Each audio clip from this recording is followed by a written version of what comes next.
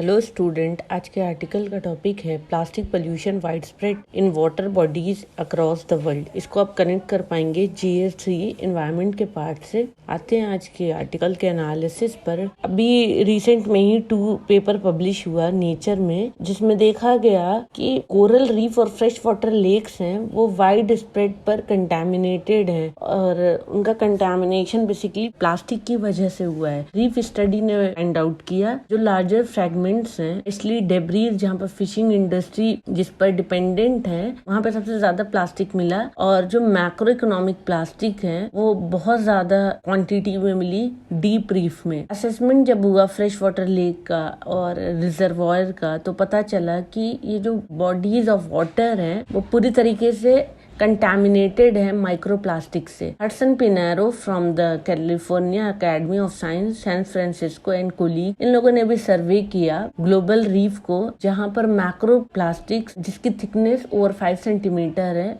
और भी डेब्रीज देखिए 84 शैलो में, less than 30 meter deep and deep between 30 to 150 meter coral ecosystem. इन लोगों ने 25 लोकेशंस पे देखा across Pacific Ocean, Atlantic and Indian Ocean basins. इनको डेब्रीज मिली 77 आउट ऑफ 84 साइट। कुछ ऐसी अर्थ की रिमोट एरिया जहाँ पर कभी कोई गया ही नहीं हो, और कुछ और आसपास प्रिस्टीन रीफ के जहाँ पे कोई रहता नहीं हो, जैसे कि सेंट्रल पैसिफिक अटोल्स। इन सारी जगहों पर भी मैक्रो प्लास्टिक जो है 88% डेब्रीज में फाइंड आउट की गई। प्लास्टिक मैक्रो प्लास्टिक का जो लेवल है वो सबसे ज्यादा है डीप रीफ में, और सर्वे एरिया में ये भी देखा गया जो फिशिंग वेसल्स हैं वो आइडेंटिफाई की गई मेन सोर्स ऑफ प्लास्टिक, जैसे कि लाइन्स है, डिस्कार्डेड ट्रैप्स है। तो ये मेजर रीजन है वाटर को कंटामिनेट कर रही है प्लास्टिक से। फाइंडिंग, और अगर इसके कंट्रास्ट में जो फाइंडिंग देखी गई है ग्लोबल पैटर्न पे ऑब्जर्व किया गया कि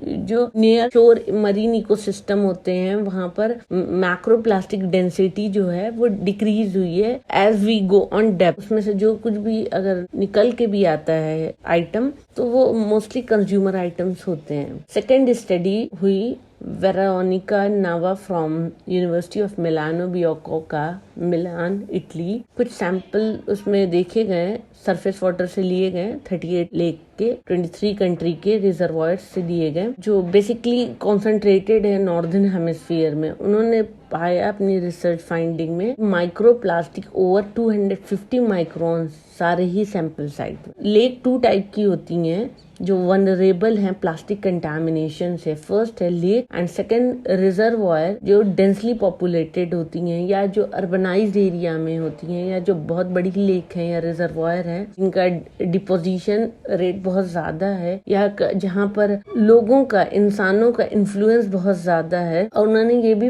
अपनी फाइंडिंग में पाया कि प्लास्टिक कॉन्सेंट्रेशन डिफर करते हैं अलग अलग लेक्स में। मोस्ट पोल्यूटेड लेक में पाया गया कि प्लास्टिक कॉन्सेंट्रेशन जो है वो बहुत ज्यादा हो गया है और एक्सीड कर लिया है जो पहले रिपोर्ट किया गया था सब ट्रॉपिकल ओशन जायर्स में और मरीन एरिया में जब कलेक्ट किया गया था बहुत सारे डेब्रीज। इस फाइंडिंग में ये भी देखा गया कि लेक और रिजर्वॉयर की प्लास्टिक पोल्यूशन को किस तरह से एड्रेस करना है। इस कॉन्टेक्स्ट में पोल्यूशन मैनेजमेंट और लगातार जो बन रहे प्रोविजन है लेक इकोसिस्टम सर्विसेज को लेकर, वो इम्पोर्टेंट है। ये दोनों स्टडीज ने बताया, उससे डिमॉन्स्ट्रेट होता है कि वाइड स्प्रेड पर कंटामिनेशन ऑफ वाटर बॉडीज हो रहे हैं ड्यू टू प्लास्टिक डेब्रीज, और अर्जेंट नीड है कि कोऑर्डिनेट करें, एक सिस्टमैटिक मॉनिटरिंग करें प्लास्टिक पोल्यूशन की, और वरना प्लास्टिक पोल्यूशन और ज्यादा कंटामिनेट करेगा वाटर बॉडीज को, और जो कि हेल्थ के लिए अच्छा नहीं होगा लॉन्ग टर्म में जाकर देखें तो। ये था आज का आर्टिकल का analysis. Thank you for watching my video.